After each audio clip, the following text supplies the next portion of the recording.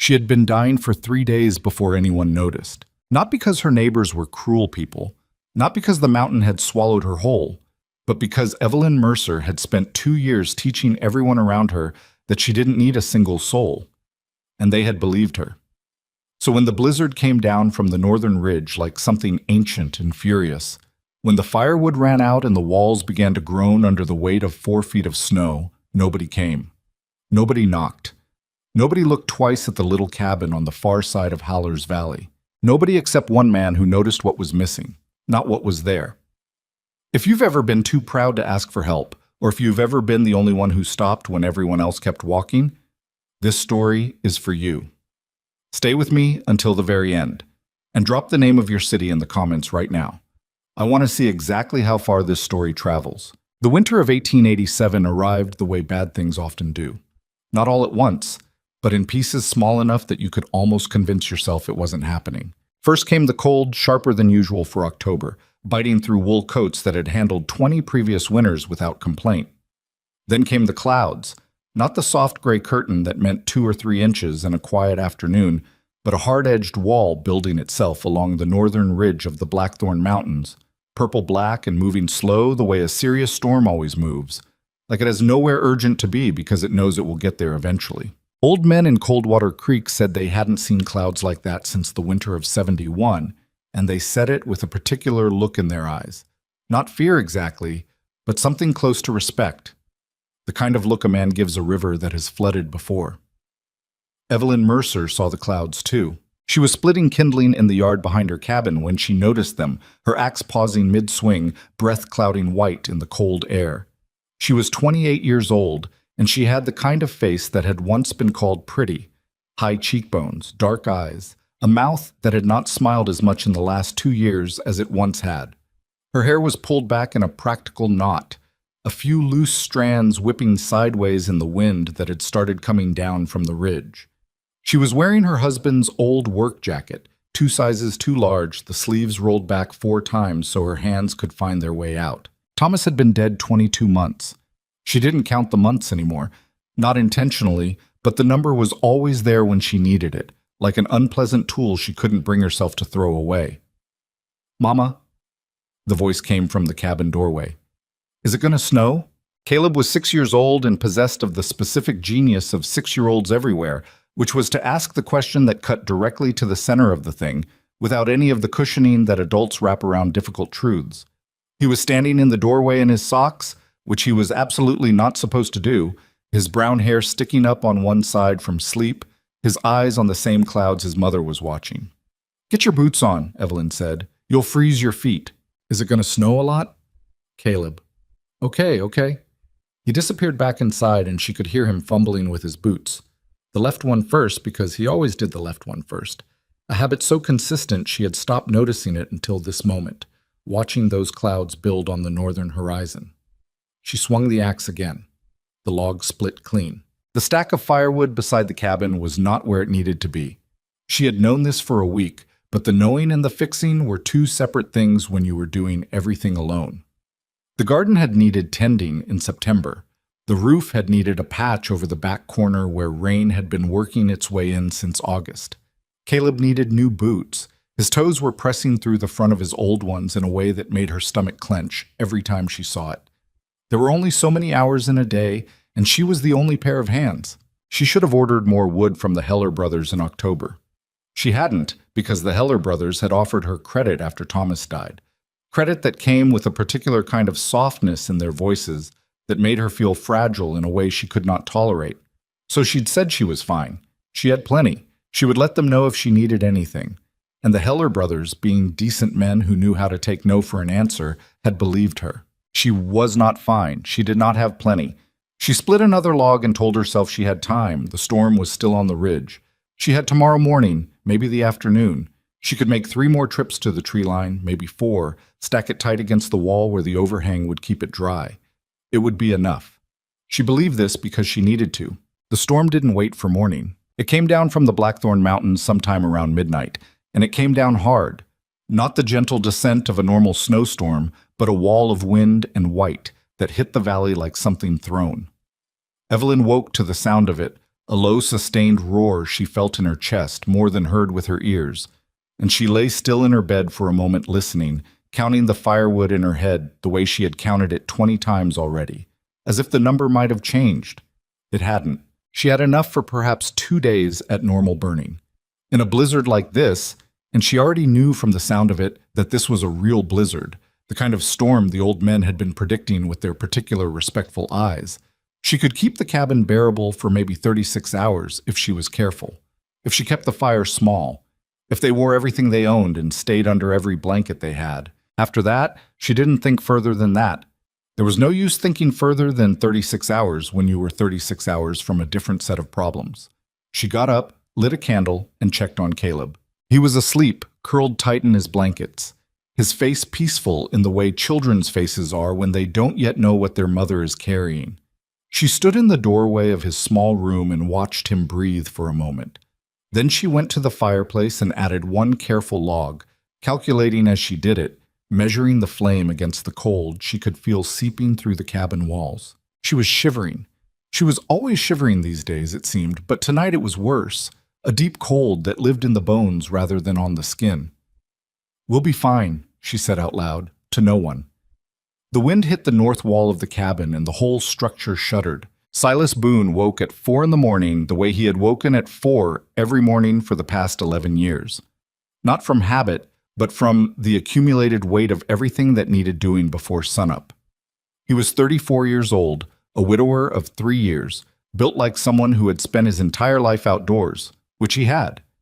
His hands were the first thing people noticed about him. Large, scarred across the knuckles, permanently weathered to the color of old leather. His face was harder to read, the kind of face that didn't give away much, with gray eyes that were quieter than the rest of him suggested. He lit the lamp in the kitchen and started the fire and stood for a moment listening to the storm. His ranch, the Boone spread, 300 acres running along the eastern edge of Howler's Valley, was built for winters. He had spent 4 years reinforcing every building on the property after losing a barn roof in the blizzard of '83, and the cabin itself was solid, tight, warm in a way that took sustained effort to achieve and sustained effort to maintain. The firewood was stacked 8 feet high along the east wall of the barn, 3 weeks' worth even in a storm this bad. The livestock were settled. His children were asleep upstairs. He was not worried about his ranch. He filled the coffee pot and set it on the stove, and while it heated, he went to the east-facing window and looked out at the valley. The snow was coming down at an angle, thick and constant, the kind of snowfall that doesn't look like individual flakes, but like a moving wall of white. In the gray pre-dawn light, he could see maybe 30 feet before the storm swallowed everything. The peaks of the Blackthorn Mountains had disappeared entirely. The tree line at the far edge of the valley was gone. He knew Howler's Valley the way he knew his own hands. He had ridden every inch of it, every trail, every crossing, every property line. He knew which families wintered there, knew their names and their situations the way a man knows his neighbors when the nearest town is 12 miles of mountain road away. He thought about the Mercer place. He didn't know exactly why he thought about it. He had thought about it last night too, before the storm hit, a vague unease he couldn't quite locate. He had only spoken to Evelyn Mercer a handful of times. At her husband's funeral, once at the general store in Coldwater Creek, once when her horse had gotten loose in his north pasture and he'd ridden it back to her property line. She was polite and remote in the way that people are when they're carrying something heavy and don't want anyone to see them stagger.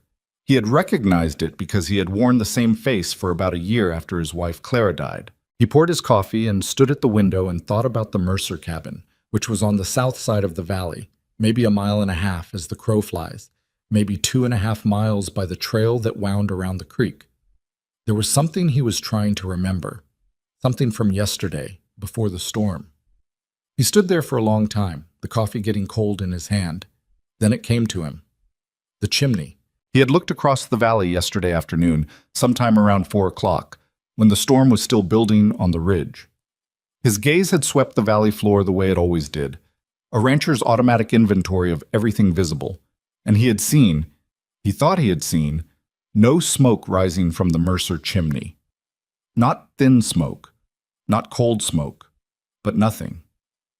On an October afternoon with a storm coming down the mountains, with the temperature already below 20 degrees. Nothing. He had noticed it and then not noticed it, the way the mind absorbs things without quite processing them, filed it away somewhere, and let the evening and the storm and his children's supper push it aside.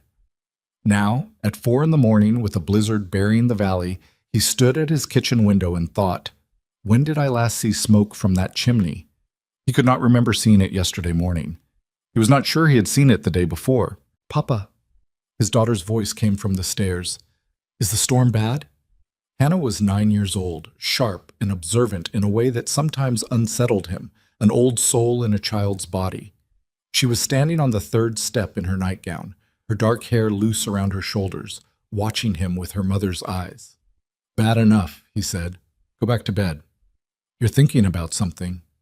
"I'm always thinking about something." "You're thinking about something that's worrying you. Your jaw goes different when you're worried." He looked at her for a moment. "Go back to bed, Hannah."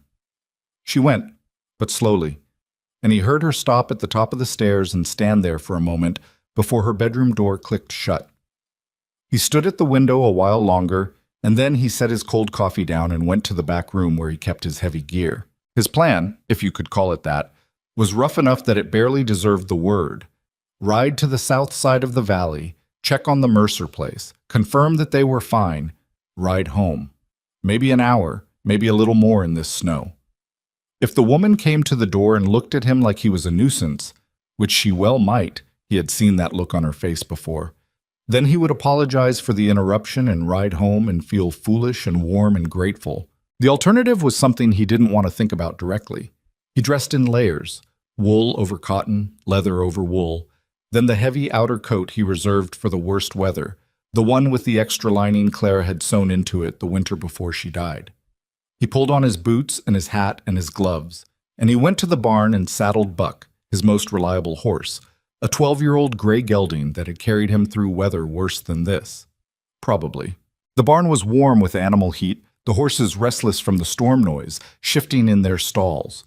Buck stood patient while Silas saddled him, only twitching once when a particularly hard gust hit the barn wall. "Easy," Silas said. "It's a long morning." He led the horse out into the white. The cold hit him like a hand pressed flat against his face. The snow was coming in hard on the north wind, and the drifts in the yard were already waist-high in places, knee-high where the wind had scoured them down. He could see nothing beyond the fence line. He pointed Buck south by feel more than sight, following the line of the fence that he knew ran along his south pasture, knowing that if he followed the fence to the corner post and then turned and followed the creek, which he would find by sound more than sight, since the rushing water would be audible even through the wind, he could find the trail that wound toward the south side of the valley. It took him twice as long as it should have. Buck was steady but cautious, picking his way through the drifts with the careful deliberation of a horse that had been through hard winters before, and knew that haste in deep snow got horses and riders both into trouble. Silas let him set the pace. He leaned into the wind and thought of nothing except the next fence post, the next landmark, the creek sound that came to him eventually through the howling white. The trail he was following had become invisible under 4 feet of snow. He was riding on memory and instinct, trusting the shape of the land that lived inside him, the way the ground rose slightly before the birch grove, and the way the birch grove opened out into the south meadow. He was 40 minutes from home when the shape of the Mercer cabin came at him out of the white. It appeared slowly, the way things appear in a blizzard, a darkness where the whiteness should be, edges resolving themselves as he got closer, the low roofline heavy with snow, the small porch buried. The chimney above the roofline was as clear as anything through the snow, dead cold, not a trace of smoke, not the ghost of warmth. Silas felt something drop in his chest. He put his heels to Buck's sides, and the horse lunged forward through a 3-foot drift. He pounded on the front door first. "Mrs. Mercer!" His voice came out flat against the wind, the sound swallowed almost immediately by the storm. "Mrs. Mercer, it's Silas Boone from the East Spread. Open up." Nothing. He hit the door harder, 3 blows that rattled it in its frame. "Mrs. Mercer." Still nothing. He tried the door handle. Locked or frozen, he couldn't tell which, the mechanism stiff under his gloved fingers. He stepped back and looked at the cabin. The windows were thick with frost on the inside, no light visible, no movement. He could see where the snow had drifted against the base of the walls, and he noticed, with a cold dropping feeling in his gut, that the woodpile on the south side of the cabin was almost entirely buried. Not because the snow had covered it, but because there was almost nothing there to be buried. He went around to the back door, tried it, found it stiff but unlocked, and shoved his shoulder into it. It gave on the second try, swinging inward, and the cold that came out of that cabin to meet him was not much different from the cold outside. Mrs. Mercer. The fireplace was dead gray ash. The room was dim, the light from the open door falling in a white rectangle across the floor, illuminating an overturned chair, a tin cup on the table, a pile of fabric near the hearth that he didn't immediately understand. He stepped inside and then he understood. The pile of fabric was a woman and a child wrapped in every blanket and piece of clothing they owned, pushed as close to the dead hearth as physically possible. Evelyn. He used her first name without thinking. He crossed the room in 4 steps and crouched down. The woman's eyes were closed. Her face was the wrong color. Not pale, but gray, the skin tight around the cheekbones in a way that told him she was well past shivering and into the dangerous quiet that came when a body stopped fighting. Her lips had a bluish cast. He pulled off his glove and pressed 2 fingers to the side of her neck. Pulse. Slow and thready. But there. Caleb. He turned to the boy. The child was tucked against his mother's side, his face buried in her coat, and when Silas touched his shoulder, he stirred, made a small sound, which was the best thing Silas had seen all morning. "Hey." He kept his voice low and even. "Hey, son, can you open your eyes?" Caleb opened his eyes. They were glassy and too slow to focus, but they opened. He looked at Silas for a long moment without seeming to recognize that he was looking at anything. "Your mama's gonna be okay," Silas said, because it was the only thing he had to offer, and he intended to make it true if it killed him. He stood up and did a quick accounting of the situation, the way he might account for a calf in trouble or a problem with the fence line, without panic, because panic was the enemy of practical thinking, and practical thinking was the only thing that was going to get these 2 people alive and across a valley in a blizzard. He had his horse. He had rope. He had the body heat that he'd been generating all morning. He had, at an absolute count, maybe 6 inches of room for error. He went back outside and retrieved his pack from Buck's saddle. Inside was the emergency kit he always carried in winter, not because he was a particularly cautious man, but because Clara had insisted on it years ago, and the habit had outlasted her. Striker and charcloth, a small flask of whiskey, a length of good rope, a folded oilcloth. He came back inside and he built a fire, not from the cabin's wood, of which